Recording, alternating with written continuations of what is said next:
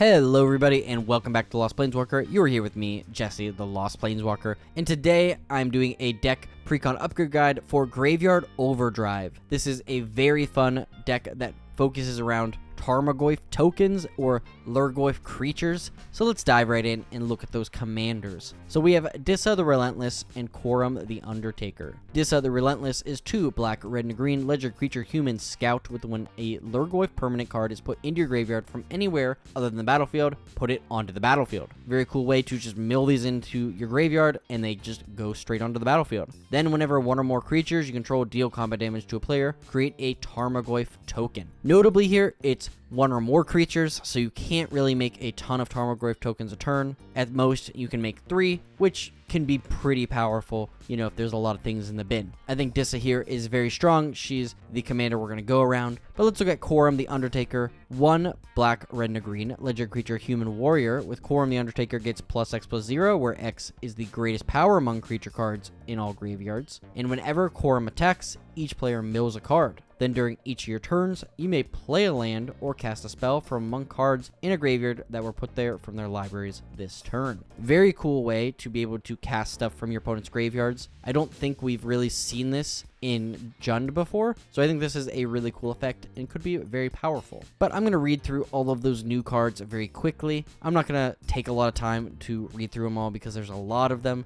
and I want to get to those cards I think you should cut and add. So the new cards we received are Barrogoyf, Bloodbraid Challenger, Broodmate Tyrant, Exterminator Magmarch, Final Act, Gluttonous Hellkite, Infested Thrinax, Polygoyf, Pyrogoyf, Sawhorn Nemesis, Siege Gang Lieutenant, Tarmogoyf Nest, and Tempt with Mayhem. So there were a couple of these cards I just didn't think were worth including, in addition to some other cards in the deck. So let's go and see what cards I decided to cut here. We have Deadbringer's Chant, Exterminator, Magmarch, and Garruk Apex Predator. Deadbringer's Chant I think is just too expensive. You know, there's no guarantee we're going to get something free off of it. There's a lot of other way better things we can get. It's 6 mana. You're only milling 10 cards. There's a lot of things that just aren't as good as you'd want them to be with this card, unfortunately. Exterminator Magmarch is a very cool card that focuses around instant sorceries that target a single non-land permanent opponent controls. There just aren't basically any of those in this deck. I don't know why this card was made. I think maybe it was just really cool and they wanted to throw it in a deck. It just doesn't belong in this deck.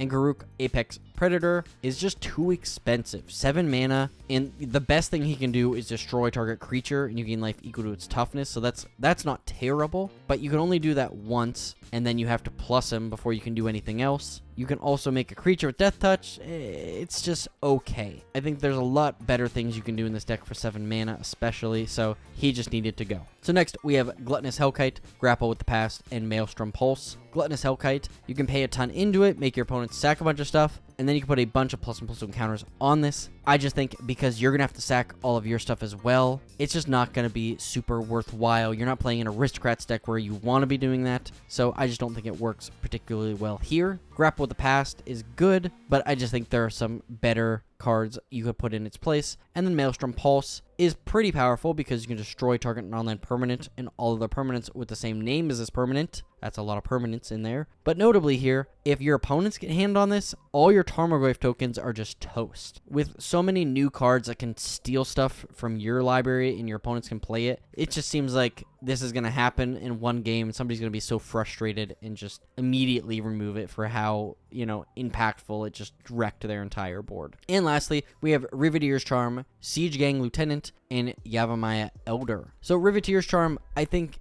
doesn't do enough. This is a good limited card, in my opinion. I just don't think it does enough in Commander. You're paying 3 mana, 3 colored mana, sack a creature or planeswalker with the highest mana value among creatures or planeswalkers in control, exile the top 3 cards of your library, and you can play them until the end of your next turn, or exile target player's graveyard. There's way cheaper ways to do all of these effects. It's just not that good versatility-wise. Now, I could see in Limited this could be pretty fun, but not Commander, especially not this deck. Just, I don't think works very well. You want to keep your opponent's graveyards around so you get all the benefits on your Tarmogoyf tokens. So it just seems ridiculous. Siege Gang Lieutenant here has the Lieutenant ability, meaning if you have your commander, you get something. This case, you get 2 red goblin creature tokens with haste. I just don't think it's very strong in commander. 2 mana, sack a goblin. This deals 1 damage to any target. So you're paying 4 mana to deal 2 damage, even though you can kind of regain those goblins every turn. This is a goblin deck card. This is not a Tarmogoyf deck card. And then Yavimaya Elder. It's just okay. I really don't suggest putting this in any decks, not because it's not good. It's very good. I just don't see the appeal over like a Sakura Tribe Elder, which I want to recur over and over. It's cheap. It has its own sack effect that's free, where this costs mana. So potentially you need to use this as a blocker or your opponent will kill it. You'll get the lands, but you won't get that extra card draw. So let's look at some cards I think you should include. So starting out, we have Tarmogoyfs or Lurgoyf creatures in general. You know, there was a couple they did include in this deck, and I don't blame them. They're not all great. We have Deteriotivore, Magnivore, Nethergoyf,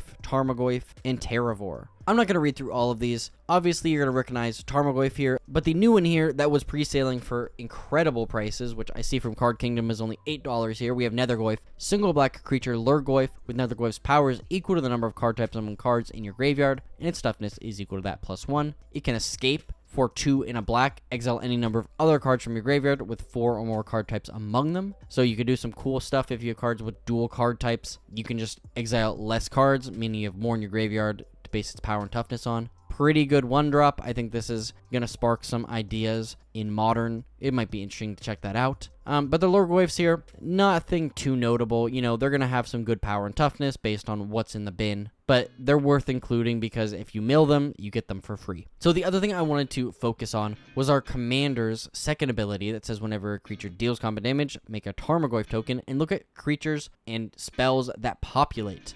Populating those is going to be really great because they're going to probably be pretty decent in size, so we want to get as many as possible. We have Druid's Deliverance, Full Flowering, and Girod's Belligerence. Druid's Deliverance, 1 and a green. Instant prevent all combat damage that would be dealt to you this turn, then populate. Full Flowering is XX green sorcery, populate X times. And Girod's Belligerence is X red sorcery. This deals X damage divided as you choose among any number of target creatures. Whenever a creature dealt damage this way dies, populate. Pretty cool. This could be a very powerful card, especially if your opponents are playing a bunch of little things. You can kind of just ping all of them and populate a bunch of times. Then we have Life Finds a Way, Promise of Aclazotz, and Selesnya Eulogist. Life Finds a Way is 2 and a green enchantment. Whenever a non-token creature with power 4 or greater enters battlefield under control, populate. Okay, that seems pretty reasonable. We have a fair number of cards with power greater than that, so this is going to be pretty doable. Promise of Aclazotz, 1 and a black enchantment with a sorcery, adventure, foul, rebirth for 2 and a black. Sack a non-demon creature. If you do, create a 4/3 white and black demon creature token with flying. Then at the beginning of your end step with a regular enchantment, you may sack a non-demon creature. If you do, populate.